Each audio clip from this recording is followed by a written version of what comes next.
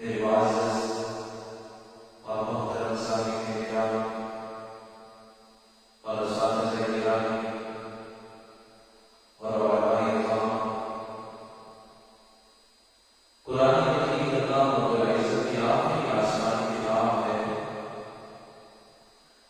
جو حاضر ہے پر محمد رسول اللہ صلی اللہ علیہ وسلم پر نازل ہوئی۔ یہ کتابیں ہوئی رہتی دنیا تک کے لیے نور، ہدایت اور رحمت کا سرچشمہ۔ یہ صرف ایک کتاب ہی نہیں ہے بلکہ زندگی کے ہر پہلو کے لیے کامل دستور حیات ہے جو انسان کو جہالت سے نکالتی ہے اور علم اور نور کی شاہراہ میں گامزن کرتی ہے۔ یہ خدا کی عطیہ ہے۔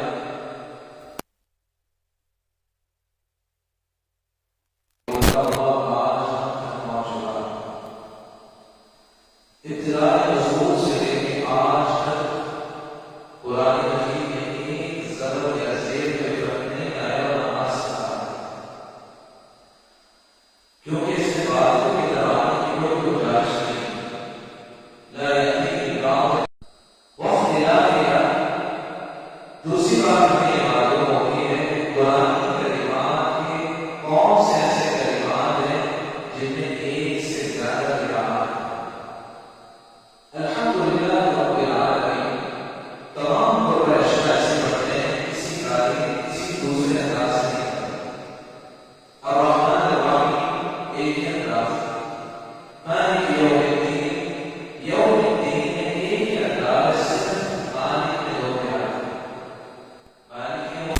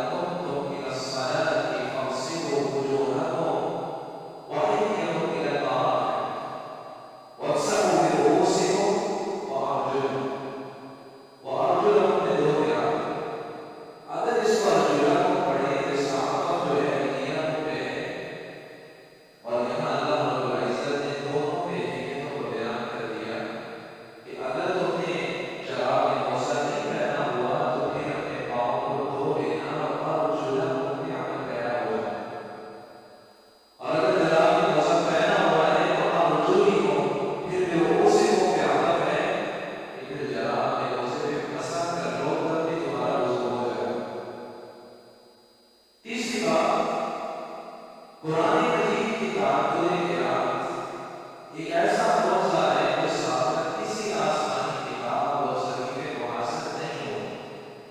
قرآن ایک انداز میں نازل ہوا، زبور کے ایک الفاظ سے، انجیل کا ایک نمبر تھا۔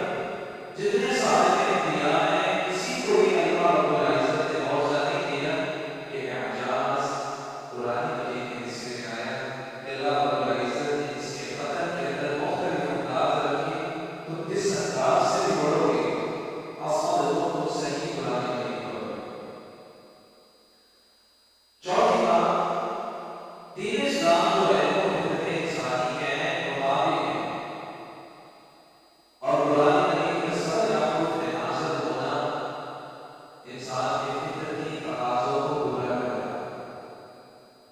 آپ کو اگر کوئی کلر پسند ہے تو یہ نہیں ہو سکتا کہ آپ زندگی بھر صرف ایک ہی کلر کے کپڑے پہنتے رہیں۔ کسی کو اگر وائٹ قورمہ پسند ہے، یہ نہیں ہو سکتا صبح شام صرف وہی کھائے اور گھر بس یہی لے کھائے۔ انسان چیز کو پسند کرتا ہے، آج ایک انداز ہو کل دوسرا انداز ہو، اس کے بعد میں اور چیزیں استعمال کروں، تو یہاں بھی اللہ رب العزت نے مختلف انداز رکھے ہیں۔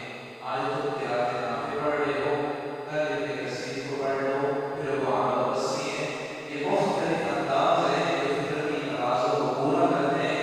اور ذرا سوچنے کی بات ہے کہ نماز میں تو کوئی دوسری قرأت میں تلاوت ہو رہی ہو تو خشوع اضافہ نہیں ہوتا، نماز میں توجہ یکسوئی زیادہ نہیں ہوتی، زیادہ ہوتی ہے کہ شرعی بات کیوں پڑھے جا رہے ہیں، شرعی انداز اللہ کی طرف سے نازل کرتا ہے۔ ہاں یہ بھی قرأت صحیح ہے، اور اگر یہ قرأت نفس جس وقت دیش ہمارے میں مشہور ہے، اگر یوں ہی پڑھا جا رہا ہو تو سچی بات ہے بعد میں پوچھا جائے کہ آپ نے کون سی سورہ مبارک پڑھی تھی، پتہ نہیں لگتا۔ پانچویں بات، یہ قرآن مجید ایک ایسا اعجاز ہے جسے آپ صلی اللہ علیہ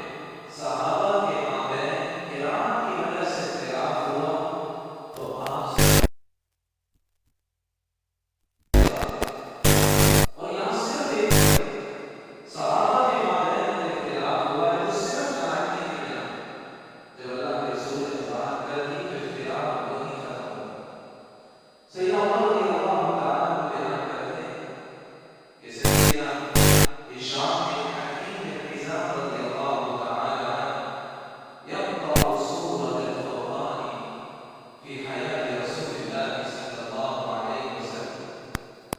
دور نبی کے بعد سیدنا ہشام بن حکیم نماز پڑھا رہے ہیں اور سیدنا عمر پیچھے نماز پڑھ رہے ہیں. يتفسران للقراءة من القراءة والواصل فإذا هو يقرأ على حروف كثيرة لم تخرج.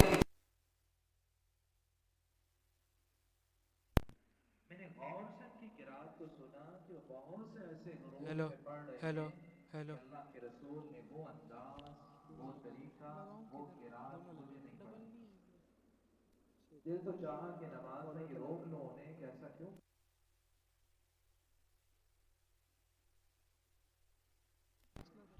سلام پھیرا، سلام پھیرنے کے بعد میں پاس پہنچا اور ہیلو اقرأك هذه السورة التي سمعتك تقرأ. جو میں نے ابھی تم سے یہ سورت قرآن سنی ہے کس نے پڑھائی؟ تو ہشام بن حکیم کہنے لگے اقرأنیہا رسول اللہ صلی اللہ علیہ وسلم، اور آپ نے مجھے اس انداز سے نہیں پڑھا. عمر رضی اللہ تعالیٰ عنہ نے انہیں لیا اور آپ صلی اللہ علیہ وسلم کے پاس اور آ کے کہا یا رسول اللہ صلی اللہ علیہ وسلم انی سمعت هذا يقرأ سورة الفرقان على حروف لم تقرئنیها. اللہ کے رسول میں نے ان سے سورہ فرقان سنی ہے، یہ ایسے انداز میں پڑھ رہے ہیں کہ آپ نے ہمیں وہ انداز نہیں سکھایا.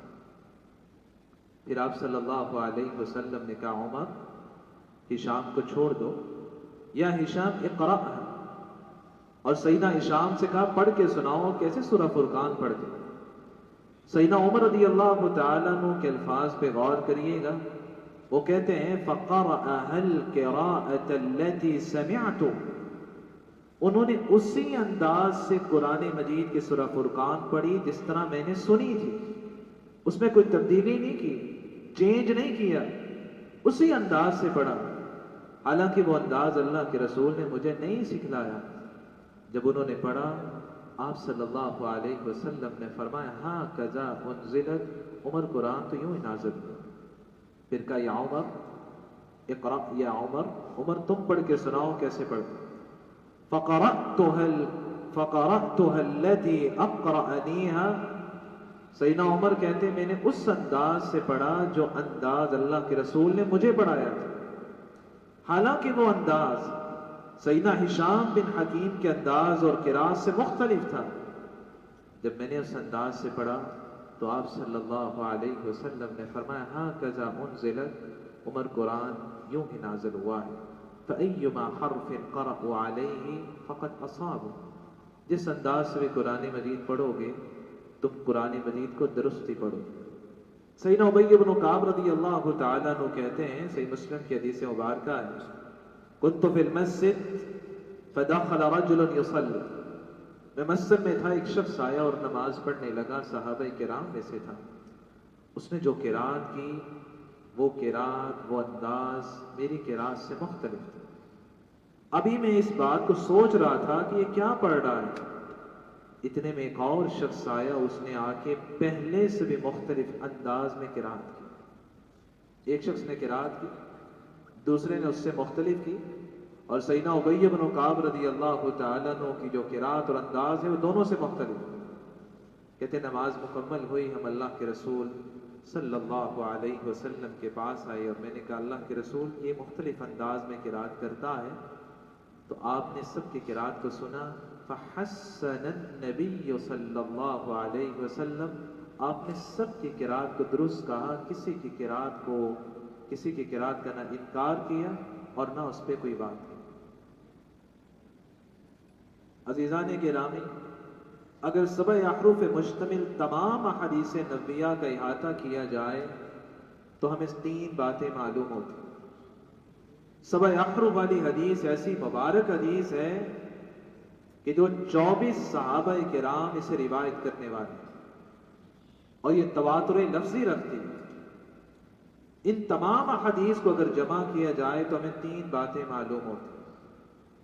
قرآن مجید کی تمام قراءات منزل من اللہ ہے، اس میں کسی قراءت کو کسی قراءت پہ کوئی فوقیت نہیں۔ یہ کہنا کہ یہ روایت زیادہ ثواب دے گی اور یہ روایت اس کا کم ثواب ہے، نہیں، تمام قراءات اجر میں برابر، ہدایت میں برابر، منزل من اللہ ہونے میں برابر۔ آپ صلی اللہ علیہ وسلم کا فرمان، انزل القرآن علی 7 احرف کلھا شاف، کیا ہے؟ اللہ نے قرآن کو 7 حروف میں نازل کیا ہے، اور یہ تمام انداز اور حروف جو ہیں یہ کافی بھی ہیں اور شافی۔ فَأَيُّ ذَلِكَ قَرَأْتُمْ أَصَبْتُمْ، صحابہ سے آپ صلی اللہ علیہ وسلم نے فرمایا جس انداز میں پڑھو گے صحیح قرآن ہی پڑھو۔ هَكَذَا أُنزِلَتْ، کبھی آپ نے یوں فرمایا کہ سیدنا عمر کا انداز اور ہے، سیدنا ہشام بن حکیم بن حزام کا انداز اور ہے، دونوں کے بارے میں ایک ہی انداز سے فرمایا ہَكَذَا أُنزِلَتْ، قرآن یوں بھی نازل ہوا ہے اور قرآن یوں بھی نازل ہوا۔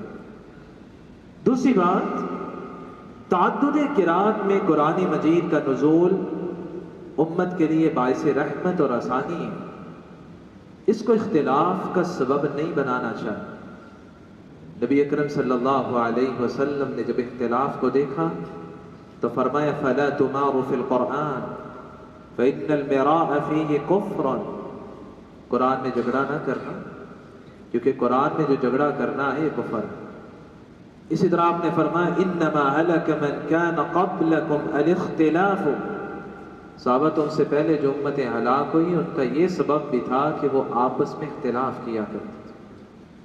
جو باعث آسانی کہ قرآن مجید نازل ہوا ہے اسے آسانی کا ذریعہ سمجھا جائے، اسے اختلاف کا سبب نہ سمجھا جائے۔ تیسری بات، قرآن مجید کی تمام قراءات اپنے اصول اور اختلاف کے ساتھ منزل من اللہ ہے۔ صحابہ کرام کے درمیان اختلاف ہوا، کسی صحابی نے یہ نہیں کہا کہ اللہ کے رسول صلی اللہ علیہ وسلم پر چونکہ مختلف انداز سے قرآن نازل ہوا کہ اچھا اس لہجے میں بھی پڑھ لیں، اس انداز سے بھی پڑھ لیں، تو میں نے یہ اپنا انداز اختیار کر لیا۔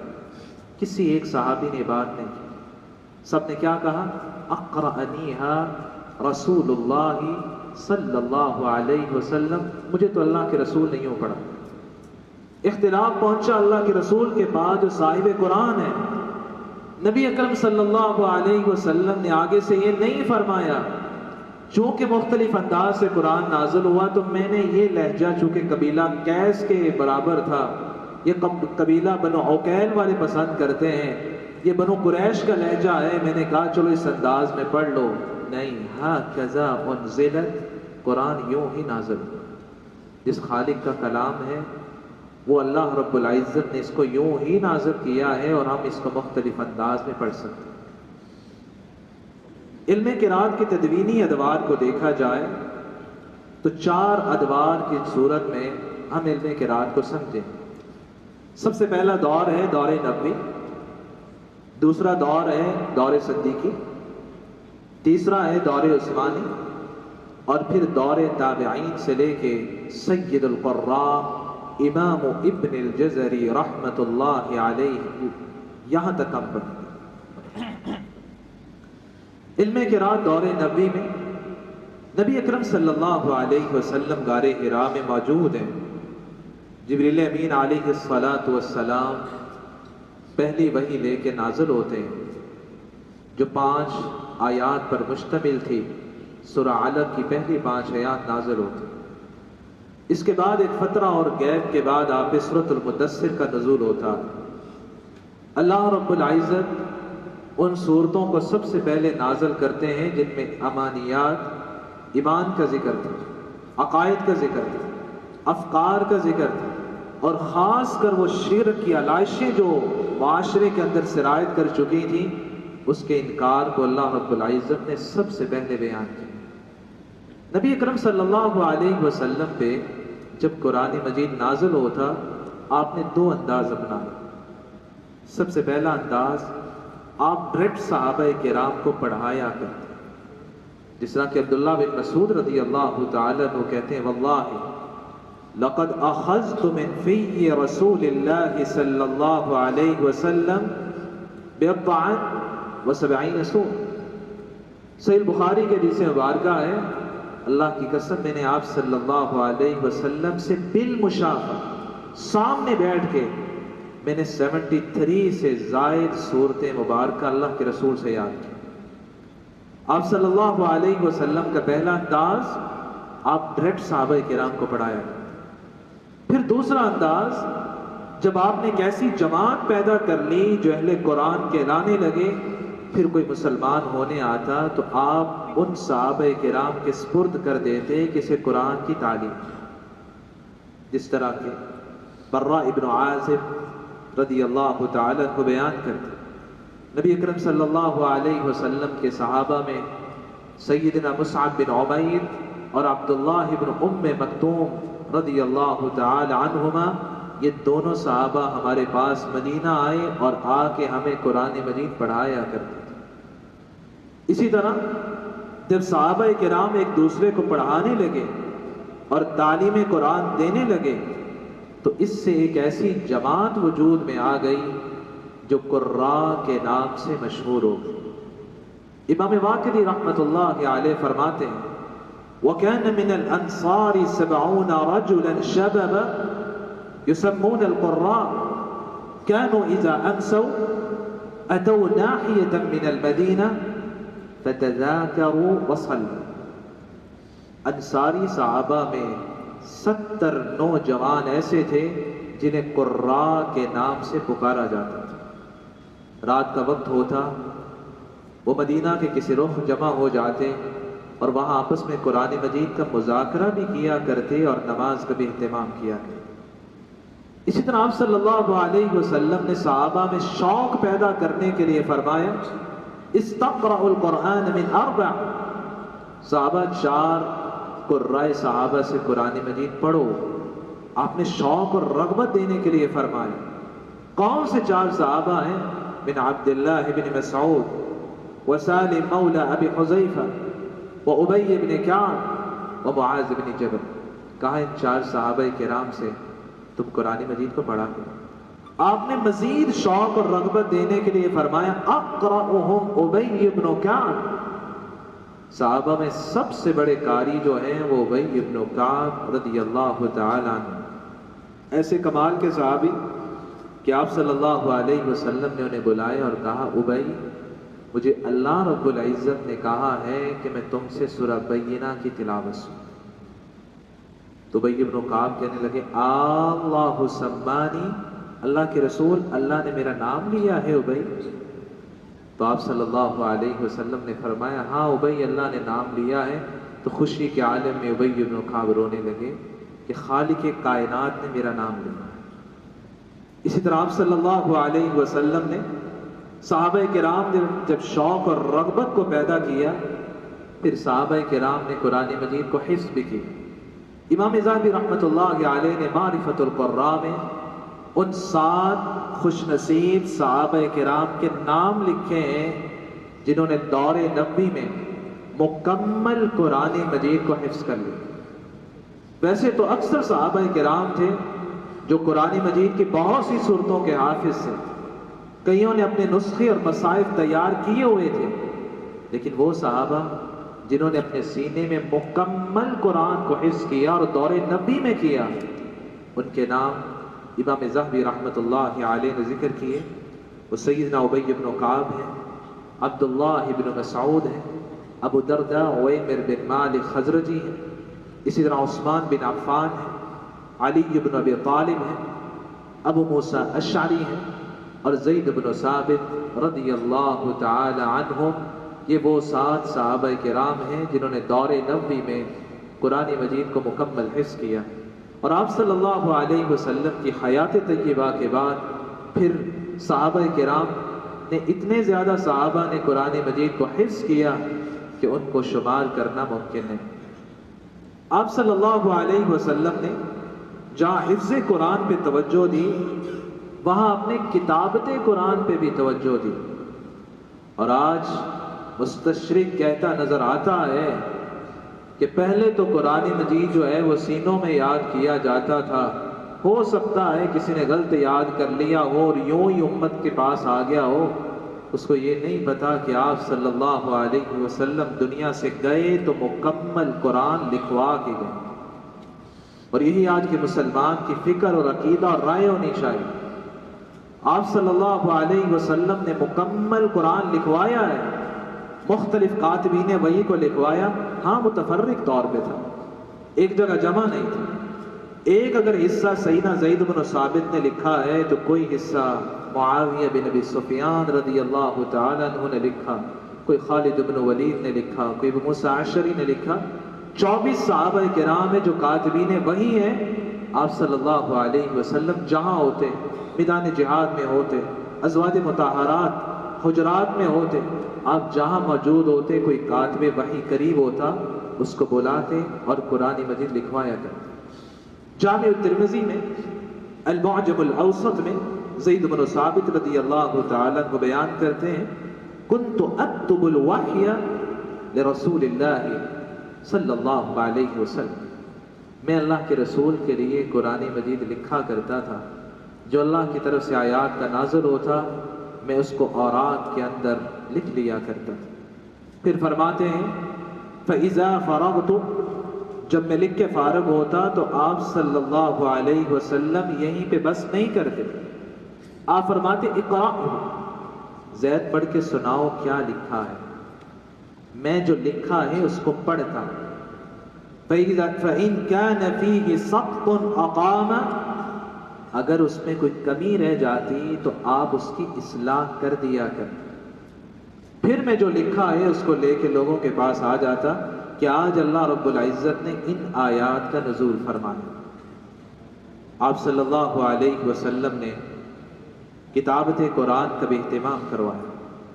نبی اکرم صلی اللہ علیہ وسلم پہ مختلف انداز میں قرآن مجید کب نازل ہو، اس میں علماء اور قراء کی اگرچہ مختلف آراء ہیں، لیکن صحیح قول جس کی دلیل تائید کرتی ہے کہ آپ مدینہ طیبہ میں تھے تو مختلف انداز میں نازل ہوا، مکہ میں ایک ہی انداز ایک ہی طریقہ تھا، کیونکہ سامنے جو مخاطبین قریش مکہ ہیں ان کا ایک ہی انداز۔ جب آپ صلی اللہ علیہ وسلم مدینہ آئے، مختلف قبائل کے لوگ وفود کی شکل میں آپ کے پاس آئے اور آ کے اسلام میں داخل ہوئے، تب ضرورت پیش آئی کہ ان کے لب و لہجے میں بھی قرآن مجید کو نازل کیا جائے۔ جس طرح کہ صحیح مسلم میں ابی بن کعب رضی اللہ تعالیٰ عنہ بیان کرتے ہیں، نبی اکرم صلی اللہ علیہ وسلم كان عند عضات بني غفار فأتاه جبریل علیہ الصلاۃ والسلام، نبی اکرم صلی اللہ علیہ وسلم بنی غفار کے طلاق کے پاس تھے تو جبریل امین آئے اور آ کے وہ مکمل حدیث مبارکہ ایک حرف میں کہا امت کو پڑھائیں، پھر 2 انداز، پھر 3 انداز، پھر فرمائے 7 انداز میں آپ اپنی امت کو قرآن مجید پڑھائیں۔ تو اس وقت آپ صلی اللہ علیہ وسلم بنی غفار کے طلاق کے پاس تھے، اور بنی غفار کا جو قبیلہ ہے وہ مدینے کا رہنے والا ہے، وہ مکہ کا رہنے والا نہیں۔ عزیزان گرامی، قرأت قرآنیہ کے بارے میں جتنی بھی احادیث مبارکہ ہیں ان میں 7 احرف کا ذکر ہے۔ اس 7 احرف سے مراد کیا ہے؟ میں اس اختلاف کو ذکر کرنے سے پہلے 3 باتیں عرض کرنا چاہوں۔ اس اختلاف کا سبب کیا بنا؟ 3 ایسی وجوہ ہیں جس وجہ سے 7 احرف کے معنی کے اندر اختلاف کیا ہے۔ سب سے پہلی بات، ضعیف حدیث کا وجود ہے۔ حدیث مبارکہ ضعیف تھی، اس کی وجہ سے مختلف آراء اور افکار کو اختیار کیا گیا۔ دوسری بات، علم قرأت سے ناآشنائی کی وجہ سے کسی اور فکر اور رائے کو بنایا گیا۔ اگر کسی نے علم قرأت کو نہیں پڑھا، جب اس علم کے بارے میں گفتگو ہوگی تو وہ گفتگو کبھی صحیح نہیں ہو سکتی۔ اگر میں کہوں کہ میں انجینئر بن کے کسی بلڈنگ کا کوئی نقشہ بنا دوں تو وہ نقشہ میں نہیں بنا سکتا، کیونکہ اس علم کے بارے میں نہیں جانتا۔ آج اب ڈاکٹر کہے آؤ میں تمہیں بتاتا ہوں تجوید کسے کہتے ہیں، وہ نہیں بتا سکتا کیونکہ اس کی وہ فیلڈ نہیں ہے۔ امام مالک رحمۃ اللہ علیہ کی بات بہت قیمتی ہے، کل علم یسأل عنہ اہل۔ امام نافع رحمۃ اللہ علیہ جب بسم اللہ کے بارے میں سوال ہوا، اونچی آواز سے پڑھنی ہے کہ آہستہ پڑھنی ہے؟ کہا سلو نافعا، جاؤ جا کے امام نافع سے پوچھو۔ اور امام مالک رحمۃ اللہ علیہ نے خود امام نافع کے سامنے بیٹھ کے مکمل قرآن مجید پڑھا، اور وہ قرأت نافع پڑھا کرتے تھے۔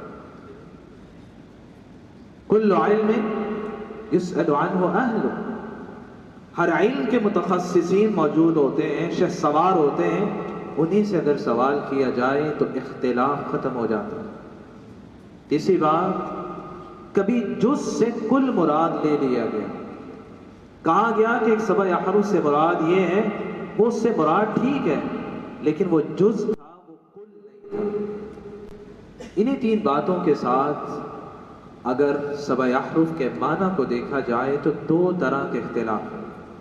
کیا اس سے مراد معنوی اختلاف ہے کہ لفظی اختلاف ہے؟ بعض علماء نے کہا کہ اس سے مراد معنوی اختلاف ہے۔ دلیل کیا ہے؟ عبداللہ بن مسعود رضی اللہ تعالیٰ عنہ کی حدیث مبارکہ ہے، ان الکتب كانت تنزل من السماء من باب واحد، جتنی آسمانی کتابیں وہ آسمان کے ایک دروازے سے نازل ہوئی۔ وَإِنَّ الْقُرْآنَ أُنزِلَ مِن 7 أَبْوَابٍ عَلَى 7 أَحْرُفٍ، اور قرآن مجید کو اللہ تعالیٰ نے آسمانوں کے 7 دروازوں سے نازل کیا، حلال وحرام ومحکم ومتشابہ، اور ان 7 روح سے مراد کیا ہے؟ یہ حلال ہے، یہ حرام ہے، یہ محکم ہے، یہ متشابہ ہے، یہ امثال ہے، یہ قصص الانبیاء ہے۔ یہ ساری چیزوں کو اگر جمع کیا جائے تو مختلف اگرچہ اقوال ہیں، یہ 7 چیزیں جمع کر لیں۔ یہی وہ حدیث ہے جس کے بارے میں امام ابن عبد البر رحمۃ اللہ علیہ بیان کرتے ہیں کہ یہ حدیث ضعیف ہے، کہ اس میں روایت کرنے والے ابو سلمہ بن عبد الرحمن جو عبداللہ بن مسعود رضی اللہ تعالیٰ عنہ سے روایت کرتے ہیں، ان کا تو عبداللہ بن مسعود رضی اللہ تعالیٰ عنہ سے لقاء ثابت ہی نہیں، وہ تو ان سے ملے ہی نہیں، اس لیے حدیث مبارکہ پایا ثبوت کو نہیں پہنچتی۔ اسی طرح اگر ہم ذخیرہ احادیث میں باقی احادیث کو دیکھیں، ابی بن کعب رضی اللہ تعالیٰ عنہ بیان کرتے ہیں، جو حدیث مبارکہ آپ نے سنی ہے، جبریل امین آئے اور آ کے کہا ان اللہ یأمرک ان تقرئ امتک القرآن علی حرف، اللہ کا حکم کیا ہے کہ امت کو ایک حرف پہ پڑھائے۔ اب ذرا سوچئے گا کہ میں حرف کا معنی اگر معنوی اختلاف کروں تو پھر معنی یوں بنے گا کہ علی حرف، امت کو ایک حرف پہ پڑھائیے، یعنی حلال پڑھائیے یا حرام کے بارے میں پڑھائیے، یا ہوگا کہ محکم ہی بس پڑھائیں۔ تو آپ صلی اللہ علیہ وسلم نے فرمایا میری امت صرف حلال پڑھے، نہیں کچھ حرام بھی بتا۔ پھر حرام کا نزول ہونے لگا، پھر کہا نہیں اللہ تعالیٰ اور انداز میں نازل کریں تو پھر محکم نازل ہونے لگا، کہا نہیں اور انداز ہوں تو متشابہ نازل ہونے لگا۔ کیا قرآن مجید کی آیات کی کوئی ایسی ترتیب ہے؟ اس حدیث کا پھر ہم کیا معنی کریں گے اگر معنوی اختلاف ہی مراد ہے؟ اسی طرح سیدنا عمر رضی اللہ تعالیٰ عنہ اور ہشام بن حکیم بن حزام رضی اللہ تعالیٰ عنہ کا جو اختلاف ہوا ہے وہ کسی آیت کی تفسیر کے بارے میں نہیں ہوا۔ اور نماز میں ہم قرآن کے الفاظ پڑھتے ہیں کہ اس کی تفسیر پڑھتے ہیں، الفاظ پڑھے جاتے ہیں، متن پڑھا جا رہا ہوتا ہے، وہ الفاظ میں رد و بدل تھا کہ سیدنا عمر نے کہا کہ ہشام بن حکیم مجھ سے مختلف انداز میں پڑھ رہے ہیں، نماز کی بات ہو رہی۔ ابی بن کعب رضی اللہ تعالیٰ عنہ کی حدیث مبارکہ آپ نے سنی ہے کہ وہ مسجد نبوی میں تھے، ایک صحابی آئے اور آ کے نماز پڑھی اور نماز میں مختلف انداز سے قرآن مجید پڑھی۔ وہ کہتے ہیں کہ ابھی میں سوچ رہا تھا، ایک اور صحابی آئے اور مختلف انداز میں پڑھا۔ یہاں بھی نماز کی بات ہو رہی ہے، یہاں نماز کے اندر ہم قرآن مجید کے الفاظ پڑھتے ہیں، قرآن مجید کی تفسیر نہیں پڑھتے۔ اور یہاں اللہ رب العزت نے قرآن مجید کو نازل کیا ہے تو امت کی آسانی کے لیے کی، اس کا حلت حرمت یہ محکم متشابہ کے ساتھ تو کوئی تعلق نہیں۔ یہی وجہ ہے کہ ابن عطیہ رحمۃ اللہ علیہ کہتے ہیں هذا القول ضعیف لأن هذه لا تسمى أحرف فالإجماع على أن التوسع لم تقع في تحریم حلال. یہ قول ضعیف ہے کیونکہ اس قول میں اگر دیکھا جائے تو حروف سے مراد حلال و حرام لیا گیا ہے، اور عربی زبان کے اندر حرف سے مراد کبھی بھی حلال اور حرام نہیں مراد لیا جاتا. اور قرأت قرآنیہ کا جو اختلاف ہے وہ حلت اور حرمت میں کوئی تبدیلی نہیں کرتا. یہ نہیں ہے کہ ایک قرأت آئے اور آ کے کہے کہ اللہ رب العزت نے اس کو حلال کیا اور دوسری قرأت کہے کہ نہیں حرام کیا، ایسا کوئی اختلاف نہیں ہے. دوسرا اختلاف کہ اس سے مراد لفظی اختلاف ہے. پھر لفظی کون سا اختلاف ہے؟ بعض علماء نے کہا کہ اس سے مراد لغات کا اختلاف ہے، قبیلوں کے لب و لہجات کا اختلاف ہے. اس قول کے اندر جب سوال ہوا کہ کون سے قبائل کی لغات مراد ہیں تو یہاں بھی مختلف اقوال ہیں. کسی نے کہا قبیلہ حوازن ہے، قبیلہ ثقیف ہے، قریش مکہ ہے، انصار کے لوگ ہیں، اوس و خزرج ہیں، اسی طرح بنو اور قبائل جو عرب میں رہنے والے ہیں. ان 7 کو جمع کیا جائے تو اس سے مراد 7 احرف ہے. امام ابن جزری رحمۃ اللہ علیہ بیان کرتے ہیں اگر اس قول کو ہم لے لیں تو سیدنا عمر رضی اللہ تعالی عنہ اور ہشام بن حکیم بن حزام رضی اللہ تعالی عنہ کلاہما قرشیان من لغت واحدہ وقبیلۃ واحدہ، دونوں قریشی صحابی ہیں، دونوں کا لب و لہجہ ایک ہے، ایک ہی انداز ہے، تو دونوں کا باہم اختلاف ہو جانا اس بات کی تردید کرتا ہے کہ 7 احرف سے مراد لغات نہیں ہو سکتی. اسی طرح امام ابو بکر باقلانی رحمۃ اللہ علیہ فرماتے ہیں وَقَدْ زَعْمَ قَوْمٌ أَنَّ مَعْنَى قَوْلِ النَّبِيِّ صلی اللہ علیہ وسلم أُنزِلَ الْقُرْآنُ عَلَى 7 أحرف أَنَّهُ مُنَزَّلٌ عَلَى 7 لغات مختلفات وَهَذَا أَيْضًا باطل. یہ قول بھی صحیح نہیں ہے. کس وجہ سے صحیح نہیں ہے؟ کیونکہ صحابہ کے مابین جو اختلاف ہوا ہے ان سب صحابہ کا قبیلہ ایک تھا، انداز اور لب و لہجہ ایک تھا. دوسری بات، اگر ہم اس سے لغات مراد لے لیں تو پھر قرأت قرآنیہ کا احاطہ نہیں ہوتا. وہی بات کہ جز سے کل مراد لے لیا گیا. قرآن مجید کی قرأت کے جو اختلاف ہے اس میں لغات کا اختلاف موجود ہے لیکن جز ہے، کل نہیں ہے. میں اگر اس کو مثالوں کے ساتھ واضح کرنا چاہوں، قرآن مجید میں اللہ رب العزت نے فرمایا مالک یوم الدین، مالک یوم الدین، اس کا قبیلے کی لغت کے ساتھ کیا تعلق ہے؟ یہاں تو صیغہ چینج ہو رہا ہے. اسی طرح اہدنا الصراط المستقیم، یہاں قبائل کی لغت اور لہجات ہے. اہدنا الصراط المستقیم قبیلہ قیس کی لغت ہے. اہدنا الصراط المستقیم کچھ قبائل کی لغت ہے. اور اہدنا الصراط المستقیم جو ہے یہ باقی قبائل کی لغت ہے. یہاں قبائل کے اختلاف ہے. صراط الذین انعمت علیہم، علیہم جو ہے یہ قبیلہ قریش کی لغت ہے، اور علیہم جو ہے یہ باقی قبائل کی لغت ہے.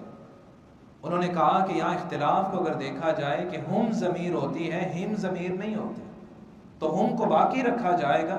اور باقی قبائل نے کہا کہ وہ یا کی مناسبت کی وجہ سے یہاں ہا کو کسرہ دیا جائے گا اور علیہم پڑھا جائے گا. یہاں 2 لغات ہیں، 2 لہجات ہیں.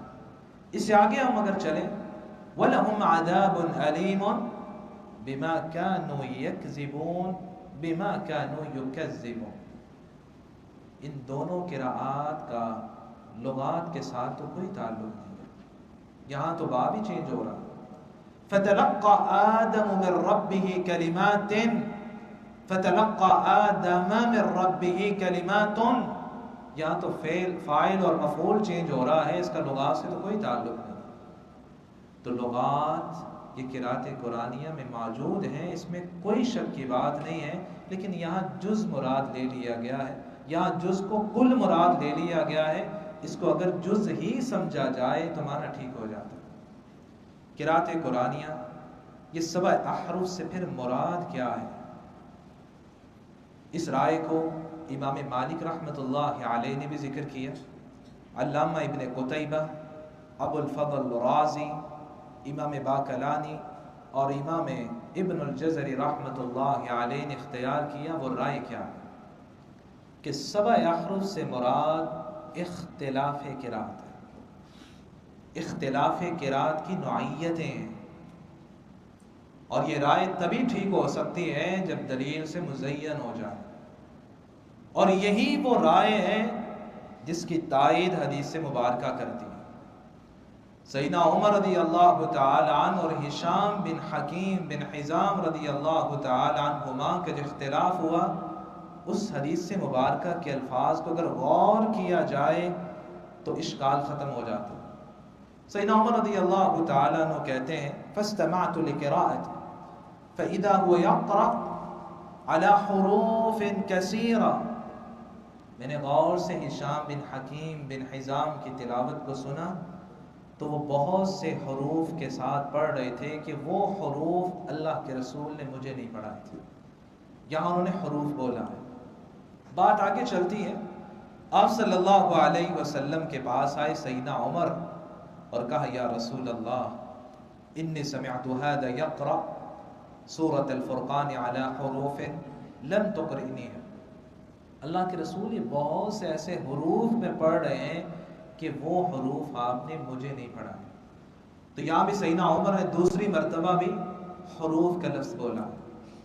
بات آگے چلتی ہے، آپ صلی اللہ علیہ وسلم نے فرمایا ارسلہ، عمر ہشام کو چھوڑ دو، اور فرمایا اقرا یا ہشام، ہشام پڑھ کے سناؤ کیسے پڑھتے۔ تو سیدنا عمر رضی اللہ تعالی عنہ جو 2 مرتبہ اس اختلاف کو حروف کے ساتھ کہہ چکے تھے، اب فرماتے ہیں فقرأ علیہ القراءة التي سمعته يقرأ، انہوں نے وہ قرات کی جو پہلے میں نے وہ سن چکا تھا، وہ نماز میں پڑھ چکے تھے۔ اسی اختلاف کو سیدنا عمر نے حروف بولا ہے، پھر اسی اختلاف کو بعد میں انہوں نے قرات کا نام دے دیا۔ تو حروف سے مراد یہ اختلاف قرات ہے، یہ انداز قرات ہے، اور سیدنا عمر رضی اللہ تعالی عنہ نے یہیں پہ بس نہیں کیا، پھر آگے فرماتے ہیں جب آپ صلی اللہ علیہ وسلم نے فرمایا اقرا یا عمر، عمر تم پڑھ کے سناؤ تم کس طرح پڑھتے ہو، تو کہتے ہیں فقرأت القراءة التي اقرأنی، میں نے پھر وہ قرات کی جو اللہ کے رسول نے مجھے پڑھائی تھی۔ صحیح بخاری کی حدیث مبارکہ، سیدنا عمر رضی اللہ تعالیٰ عنہ نے ایک اختلاف کو 2 مرتبہ حروف کا نام دیا، پھر اسی اختلاف کو 2 مرتبہ قرات کا نام دیا، اور یہی وجہ ہے کہ امام مالک رحمۃ اللہ علیہ امام دار الہجرہ، ان کے بارے میں وہ اس قول کی وضاحت یوں کرتے ہیں انه كان يذهب في معنى السبعة الأحرف إلى أنه كالجمع والتوحيد والتذكير والتانيث ووجوه الإعراب، انہوں نے اس سے یہ معنی مراد لیا کہ اس سے مراد اختلاف قرات ہے۔ اختلاف کی کون سی اقسام اور نوعیتیں ہیں جنہیں امام ابن جزری رحمۃ اللہ علیہ نے یوں ذکر کیا کہ اگر قرات قرآنیہ کو جمع کیا جائے، اس کے سارے اختلافات کو دیکھا جائے،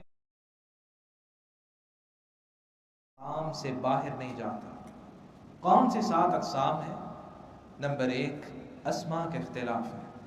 قرآن مجید میں کبھی اسم چینج ہوتا ہے، کسی قرات میں واحد آ رہا ہے تو کسی قرات کے اندر وہ جمع کے ساتھ آ رہا ہے، جسے اللہ رب العزت کا فرمان ہے وَسَيَعْلَمُ الْكُفَّارُ لِمَنْ عُقْبَى الدَّارِ، اور دوسری قرات کہتی ہے وَسَيَعْلَمُ الْكَافِرُ لِمَنْ عُقْبَى الدَّارِ، کفار جان لیں گے کہ اچھا انجام کس کا ہے، اور دوسری قرات کہتی ہے کافر جان لے گا کہ اچھا انجام کس کا ہے۔ اب کافر جو اسم ہے، اس کو اگر دیکھا جائے تو یہ جمع کے معنی پہ بھی استعمال ہوتا ہے، دونوں قرات میں صرف الفاظ کا فرق ہے، ایسا اختلاف نہیں ہے جو تضاد اور تناقض رکھتا ہو۔ کافر جان لے گا تو اس میں سب بھی شامل ہو جاتے ہیں، اس میں یہ مراد تو نہیں ہے کہ ایک کافر جان لے گا، سب کافر ہی جان لیں گے۔ دوسرا اختلاف افعال کا اختلاف ہے، کبھی فعل ماضی کا ہے تو دوسری قرات میں مضارع کا آ جائے گا، جسے اللہ رب العزت کا فرمان ہے وَمَن تَطَوَّعَ خَيْرًا فَهُوَ خَيْرٌ، جس نے کوئی نیکی کی ہوگی اس کے لیے بہتر ہوگی.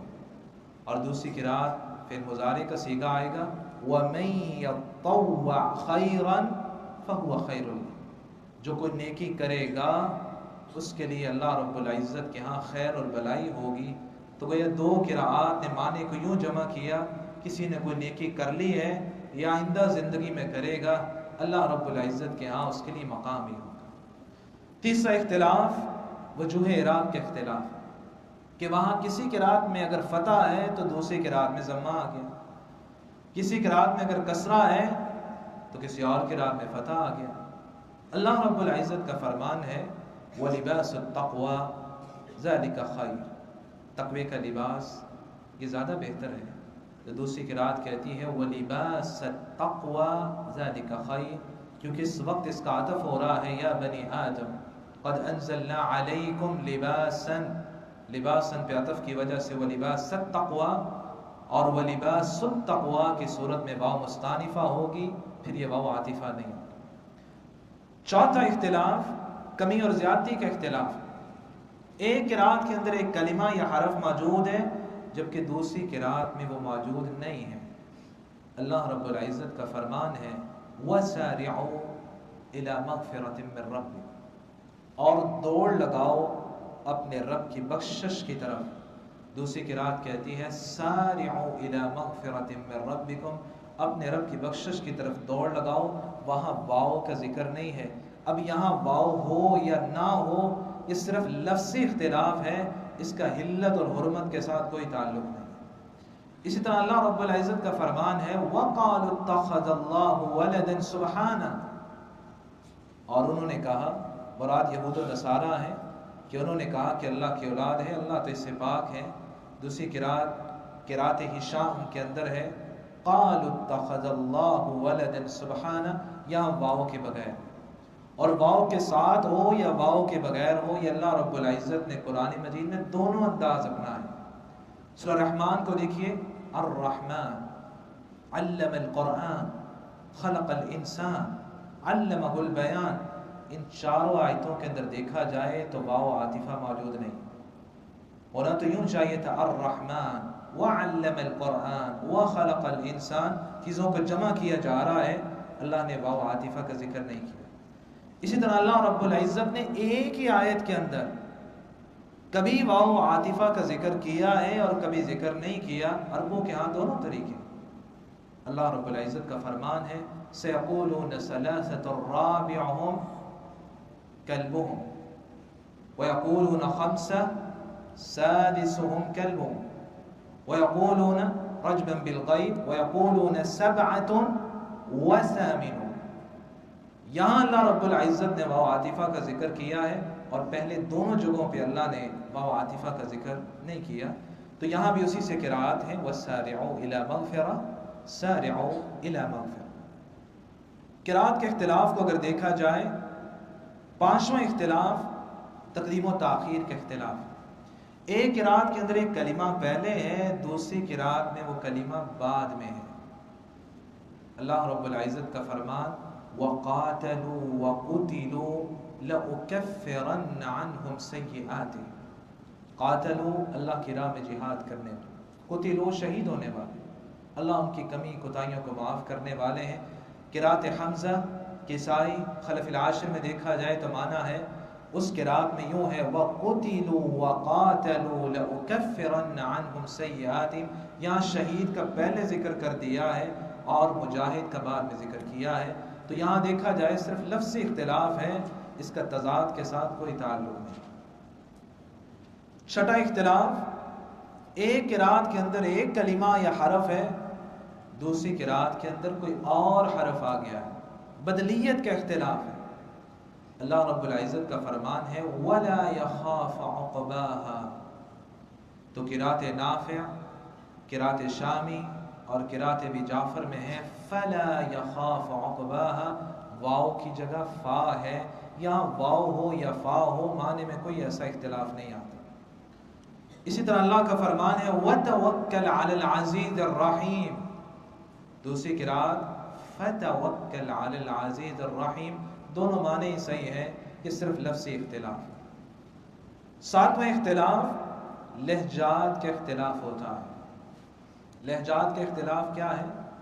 ایک قرات کے اندر ہے والضحیٰ، اگر قرات روایت ورش میں جائیں تو والضحیٰ، قرات حمزہ میں جائیں تو والضحیٰ، یہ فتح، یہ امالہ، یہ تقلیل کے اختلاف، یہ لہجات کے اختلاف کہلاتا ہے۔ اسی طرح اللہ رب العزت کا فرمان الرحمن الرحیم مالک یوم الدین، روایت سوسی میں دیکھیں تو الرحمن الرحیم مالک یوم الدین، یہ ادغام ہے، یہ اظہار ہے، یہ لہجات کے اختلاف ہے۔ اسی طرح ہم دیکھتے ہیں کہیں مد کی جاری ہے بما انزل، بما انزل، کبھی قصر ہے، کبھی توسط ہے، کبھی زیادہ طول کر لیا ہے، یہ عرب کے ہاں لہجات کے اختلاف ہے۔ اور انہی 7 احرف کے بارے میں عبداللہ ابن مسعود رضی اللہ تعالیٰ عنہ کا قول نہ بھولیے گا، من کفر بحرف منہ فقد کفر بہ کلہ، جو کسی ایک حرف کا انکار کرتا ہے گویا اس نے 7 حروف کا انکار کر دیا۔ میری اللہ رب العزت سے دعا ہے الہ العالمین ہمیں قرات قرآنیہ کے بارے میں غلط افکار کو درست راہ دینے کی توفیق عطا فرمائے، اور اس مبارک علم کے ساتھ اپنے آپ کو وابستہ کرنے کی توفیق دے۔ ہم سب کا شمار اہل قرآن میں کریں، الذین هم اہلک وخاصتک یا ذا الجلال والاکرام۔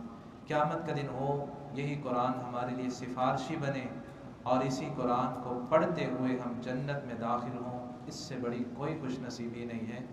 آج ہم نے علم قرات دور نبی کو جانا ہے، باقی 3 ادوار کو انشاءاللہ ہم کل جانیں گے۔